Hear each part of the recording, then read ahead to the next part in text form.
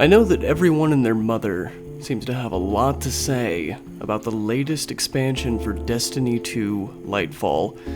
I have my own personal takes, and we will get to that in a moment. I want to preface this review with stating that I am not a hardened Destiny veteran. I played Destiny in the past, namely the Taken King and Rise of Iron expansions from Destiny 1, as well as the base game of Destiny 2, including the Leviathan raid. I've been on a 4-year hiatus from Destiny 2 because this type of game just kinda stopped appealing to me back then, as I really only found myself looking forward to the exciting and unique challenge that things like raiding in Destiny consistently presents. However, I was roped back in by two things. One, there was a ton of good to be said by my friends about the previous expansion, The Witch Queen, from last year. And two, the marketing campaign for Lightfall has been absolutely stellar, albeit now seeming a little misleading to some people. I have always been fascinated by the lore and the stories of the Destiny universe, and after a short 4-hour recap, I felt like I was finally ready to jump back into the world of light and dark to get some of the big questions finally answered while enjoying some of the industry's best gunplay and addictive gaming loops. And you know, I did get some of that. First, though, I'm gonna cover some stuff for new and returning Destiny players, so if you don't fit that description, then feel free to skip to the section ahead where I discuss my thoughts on Lightfall specifically. If you're a newcomer or, like me, you're returning to Destiny after a long time off, Bungie has revamped its opening Guardian Awakening mission from the very beginning of Destiny 1 to streamline all the basics of Destiny to new players and get them set up for success in their respective future Guardian careers. I was pleasantly and unpleasantly surprised by this. It's great to include a tutorial mission like this, but I'm honestly unsure as to why it's considered to be mandatory when, after this mission, the game is constantly spewing new stuff to the player that it practically expects them to already know. I mean, this mission spans for like an hour and a half, and it only covers the most basic of basic things that are seen in any common looter shooter like Destiny. It does not mention strikes, it does not mention PvP, doesn't mention the new game mode Gambit, which I just kind of found out about like yesterday, and it doesn't take you to any other locations outside of that OG dystopian Earth setting from the very beginning of the original. Speaking of which, there were a lot of moments in the beginning where I felt absolutely bombarded by Destiny's dual menu interface. One for your character-centric stuff, like your inventory, your gear, and your Guardian journey, and one that houses your quests and your map. This is coming from someone who has played Destiny before.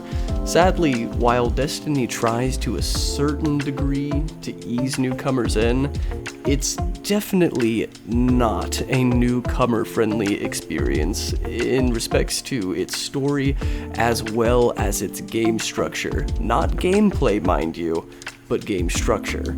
However, I did get back into the rhythm of things in just a few hours, but I would assume that for people coming to Destiny fresh, you'll want to approach this all with a more open mind and a great level of patience. There's a great deal to know about Destiny outside of the fact that it's a game where you shoot stuff, but that shouldn't be taken as a reason to not jump in.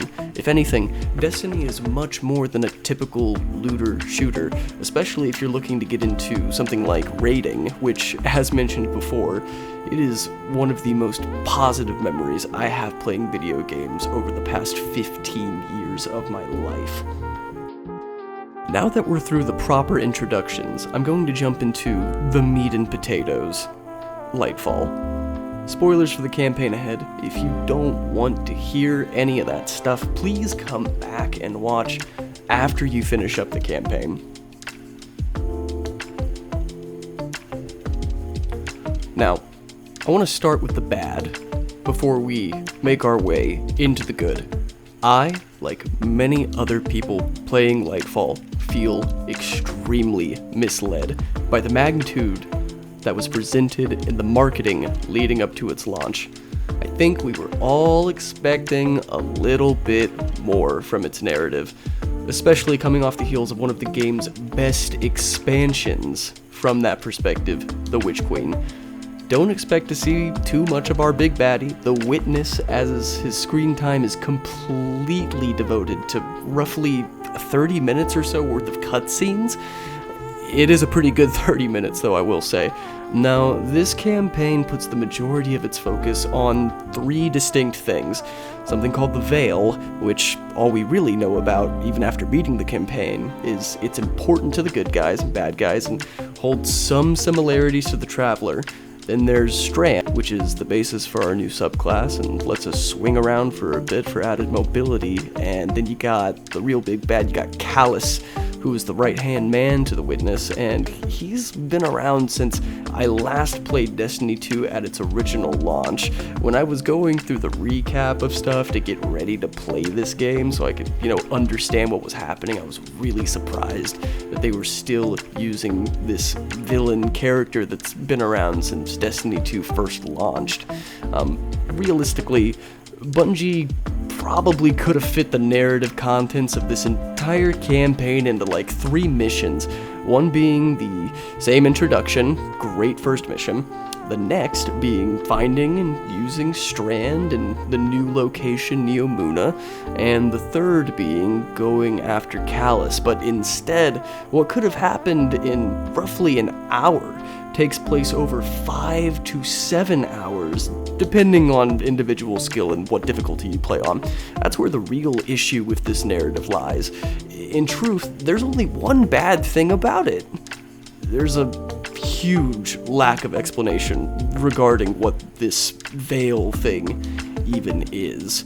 Hopefully that is explored throughout the rest of the season, but for being something that seems to have this much magnitude, I really would have liked it if it had gotten explained to at least some degree. The real issue of this campaign, though, is that so much of it feels like the filler arc of an already bad TV show. I mean, 75% of this is absolutely pointless, and it's leaving a really bad taste in my mouth. The opening mission starts things off incredibly strong, especially with the introduction of the new Tormentor enemy type, providing a new form of tension with this lumbering jackal-type monster chasing you around with the potential to grab and do crazy damage.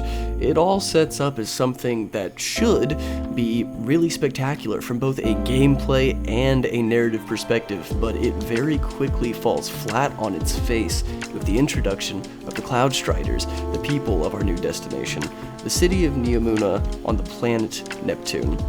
My first impression of these characters comes before they even had a chance to open their mouths and present any form of personality. These designs are weird. Maybe it's just me, but this species somehow feels extremely out of place in the Destiny universe, which is really crazy considering it's a game spanning multiple species across several locations in a spatial setting. They simply just look a little off-putting to me, especially Nimbus, and it only gets worse when they finally do open their mouths. Nimbus can be absolutely cringe-inducing and childish in some of the most serious situations that the series has seen, and this Rohan guy is laughably forgettable to the point that while creating this review after beating the campaign, I had to look up his name for reference because I completely forgot. I mean, he flat out explodes midway through the campaign, and I'm not sure I've ever been so indifferent to a main character's death in any form of media ever.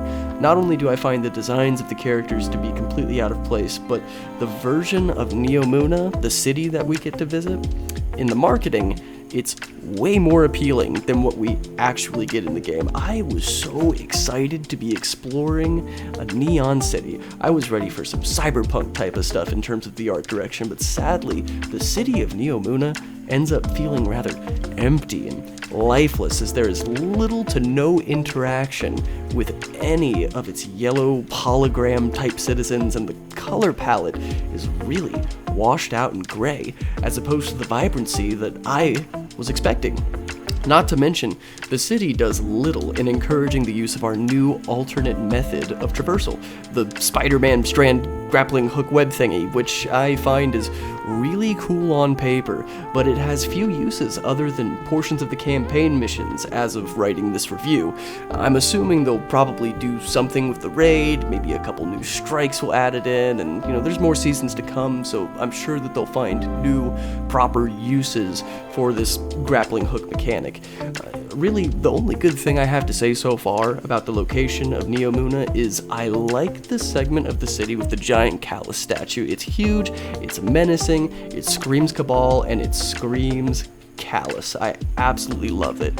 In addition to that, the lost sectors on the map, those really capture the aesthetic that I think we were all wanting to see throughout the city's entirety. They're short, they're sweet, but it's something. I'll take it. I want to come away with a couple positives. The rest of the campaign centers around figuring out how Strand works, dealing with Osiris's whining, tuning out Nimbus's out-of-touch humor, and taking down Callus once and for all, just to get the second half of the opening cutscene where the Witness uses our... Gameplay-wise, I am overall pretty satisfied with Lightfall's campaign. The 2 new strikes, the Strand class, they've grown on me a lot outside of a couple really annoying platform sections that just don't feel right, and, well, the gunplay, I mean, it's as good as ever. It's Destiny, you can't really go wrong with some Destiny shooting. I'm completely open to the concept, though, that maybe I'm just really bad at Destiny platforming.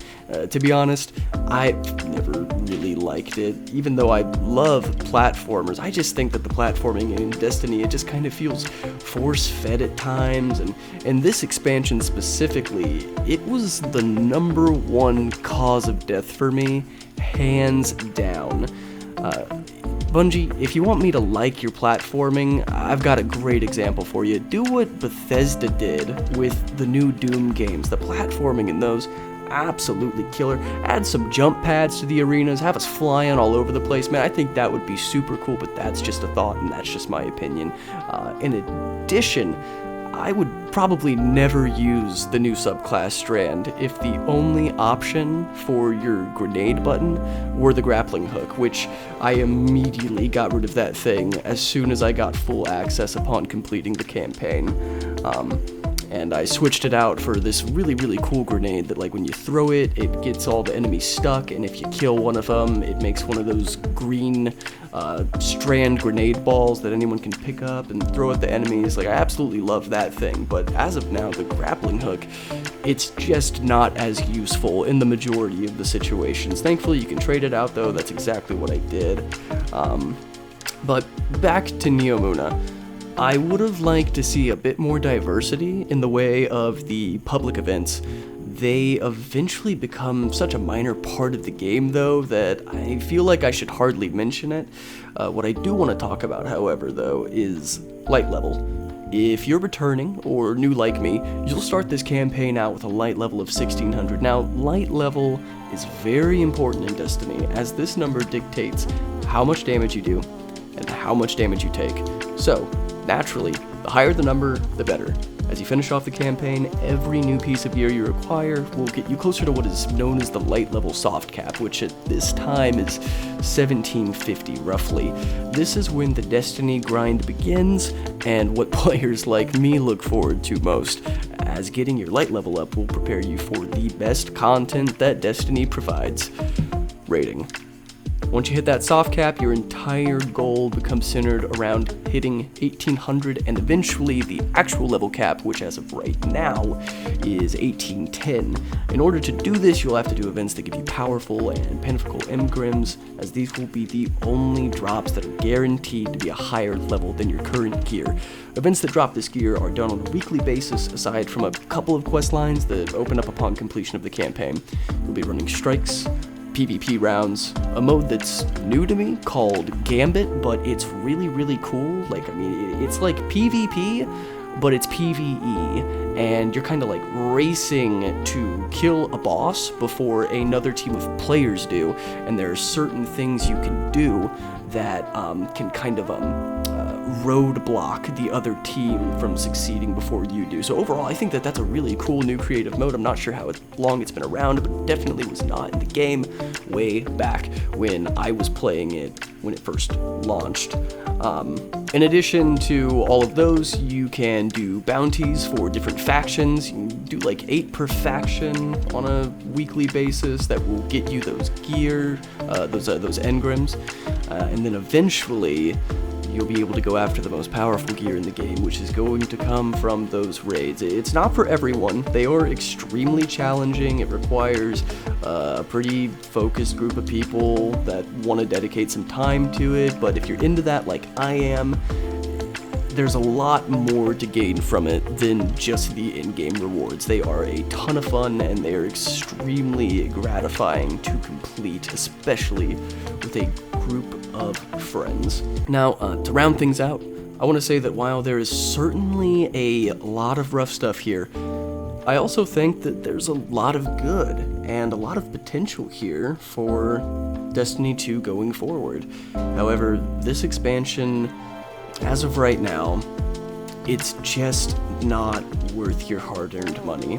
This is not a $50 experience at all, especially if you're going to be playing the majority of this game by yourself. Please save that cash, go buy Dead Space Remake, go play Resident Evil 4 when that comes out later this month, or wait, get the new Zelda game, whatever. Just, there are a lot of better ways I can think to spend $50. However, when the time comes, come back.